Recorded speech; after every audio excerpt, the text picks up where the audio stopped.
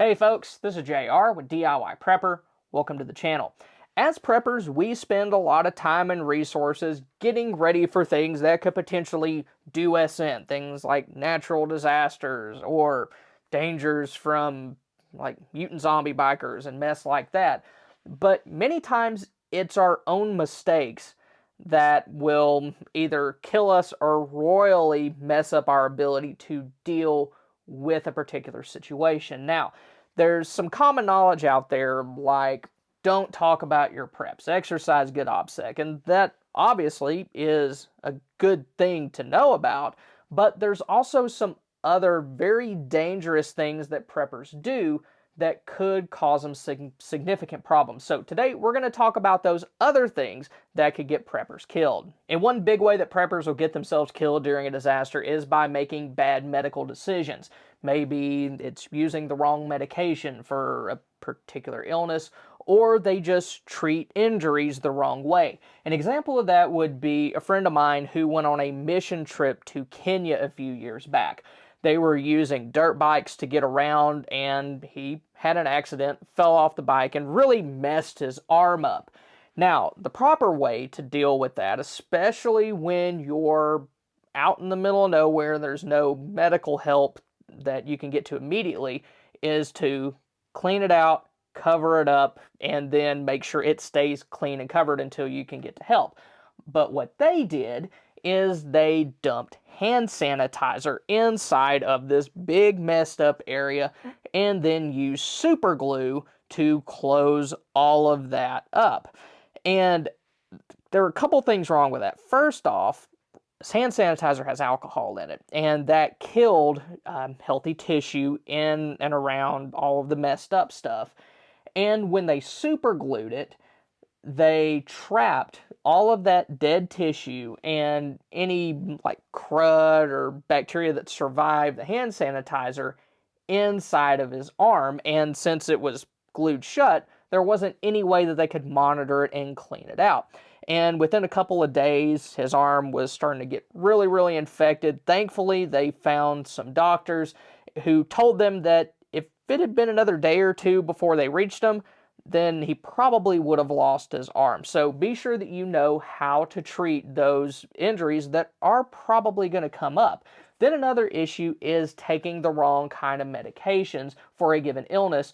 And this is a bigger deal with things like antibiotics, because people, they think, oh, I have this bottle of amoxicillin, it'll treat anything. And the fact is, there are different antibiotics that are useful for treating different things. If you order something like a Jay's case, I did a video on those a couple years ago where you get a few different emergency antibiotics. Many times they come with a booklet that'll help explain the different kinds of things each antibiotic is well suited for dealing with. And in addition to those little pamphlets, it's also a good idea to get something like the Survival Medicine Handbook that'll give you a more in-depth explanation of the different types of illnesses and injuries and how to deal with them. Then another important thing to consider is medication allergies. There's some folks out there that are allergic to penicillin, but it doesn't have to just be antibiotics. It could be other medications as well. So be sure to know the medical histories and any allergies you and your loved ones may have. Another dangerous mistake that some preppers make is limiting their defensive preps. And what I mean by that is the, well, I have a gun mentality. Good for you. So does pretty much everybody else, at least where I'm at. Now, if you're over in England, that's probably not the case. But I hear that all the time. People saying, oh, well, I'm safe because I have a gun. Well, do you have training for it? Do you have plenty of ammunition and supplies needed to keep that running long term? Have you taken other steps to, say, harden your home? Do you have maybe a door reinforcement kit that would make it harder to get into? Do you have things like motion sensors outside that'll let you know if somebody's coming up your driveway or up to your front door? And that includes more than just normal home security systems, because a lot of those are going to get knocked out if we lose utilities like internet and electricity. Then also little things like door and window alarms, like those little magnetic ones that you can buy multi-pack for like $15. those are good to have. And then don't overlook more basic things like dogs. Those can be pretty good early warning systems, and if you get the right breed with the right temperament, then they can also help protect you and your loved ones as well. Then another important thing to consider from a security and defense standpoint is light and noise discipline. You don't want to be the only person in your neighborhood who has lights, especially if a blackout's been going on for 2 or 3 weeks. People are going to start to notice those sort of things. Then, as far as noise goes, most of us probably aren't going to be having, big thumping music parties or anything like that. But one thing a lot of us do have is gas generators, and those can produce a significant amount of noise. Now, the larger open frame ones, they do produce more noise than smaller inverters. So that can kind of have an effect on things. So if you have to use a generator, be sure to do it in such a way that will reduce the amount of attention it draws to you. Like, you can build enclosures around generators in some cases. Now, you do need to take into account things like exhaust, heat buildup, stuff like that, but there's probably plans all over the internet for that. I mean, I see pictures of them all the time. But also, by that same token, other bigger outdoor preps like a large solar panel array on your roof could draw attention to you, or a large garden in your yard, especially if they're right out front. I know some of us might have a situation where our backyard's just too small, or there's some trees back there that don't let enough sunlight through. But if you have to garden in your front yard, then that is something that you need to think about. Another thing that could get preppers killed is bad fire safety practices. Even during something like a short power outage, people are going to be using candles, oil lamps, and heaters that they may not use regularly. And when that happens, house fires tend to increase dramatically. They're just not used to using those things. They make simple mistakes like having a candle too close to their curtains, and then there goes their living room, followed by the entire house. So anytime that you're going to use those things, be sure that you know how to do it safely. And one big area of weakness that a lot of people overlook is extension cords. They'll have things hooked up to a generator, and then they use this tiny little extension cord to power something huge. So be sure that you get a good heavy-duty extension cord like this one, especially if you're going to be running some more power-hungry devices. Now, there are some things like electric space heaters and also air conditioners that really should not be hooked up to extension cords. They should be hooked up directly to wall outlets because they draw so much energy constantly that it's easy to overheat extension cords. Then also be sure to have some fire extinguishers and fire blankets in your house. If something happens, you want to be able to deal with it quickly, and also keep an eye on those, especially the fire extinguishers. Make sure that the gauge is still in the green so that you know that it's ready to use if you need it. Then also keep an eye on the batteries and your smoke alarms to make sure that those are operational as well. The next thing that'll get preppers killed during a disaster is limiting their water storage.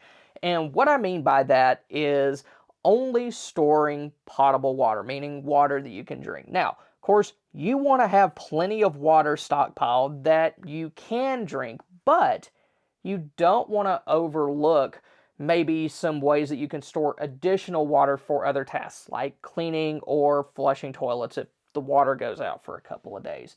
One very good way to do that is to just refill old laundry detergent containers with water. Once again, that isn't going to be something that you're going to be drinking, but it could be very useful for water, say for washing clothes. Then it can also be used for other cleaning tasks around the house. Then if you know something bad's headed your way, in addition to filling things like aquapods and water bobs with water, go ahead and fill up any 5-gallon buckets or other similar containers that you may have.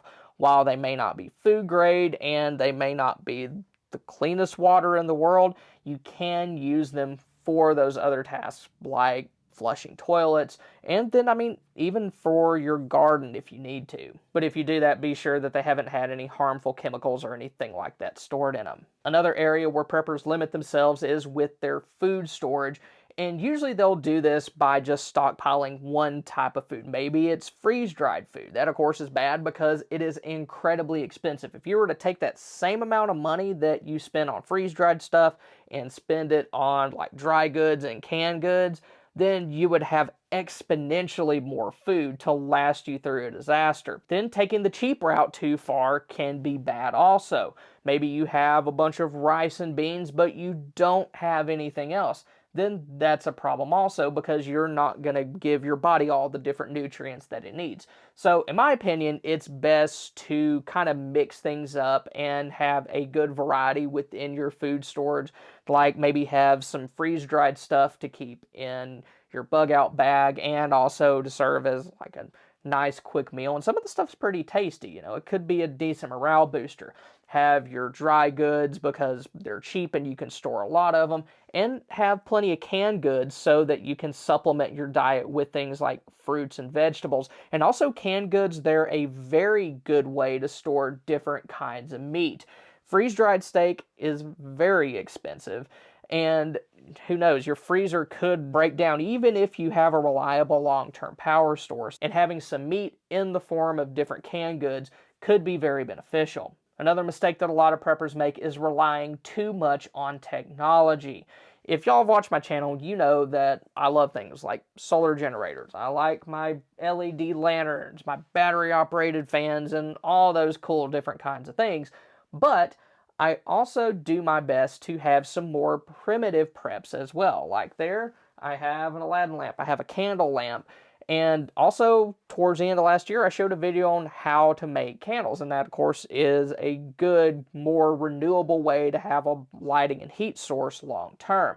Then also for, say, things like optics, a lot of folks are running red dots, holographic sights, things like that, which that's fine, but can you use irons? Can you use iron sights? Because if those things go down, then you want to be able to still use whatever you have. Then kind of related to that is not practicing certain skills. Of course, things like fire building, knot tying, those are all good kind of more primitive skills to have that would be very useful if, say, you had to leave your home and something happened in between your home and maybe your bug out location if you have one. Then, since we have spring coming up, now is a very good time to start practicing your gardening skills. Gardening, of course, is great because it's going to give you a viable long-term food supply, and it can also help supplement food that you already have in storage. I wouldn't depend on it totally, because there's things that could happen, and especially if you've never ever gardened before. And y'all, if you have a seed vault, be sure to actually use those seeds. Don't just let them sit in storage for years and then expect the seeds to magically work, especially if you never gardened before or anything like that.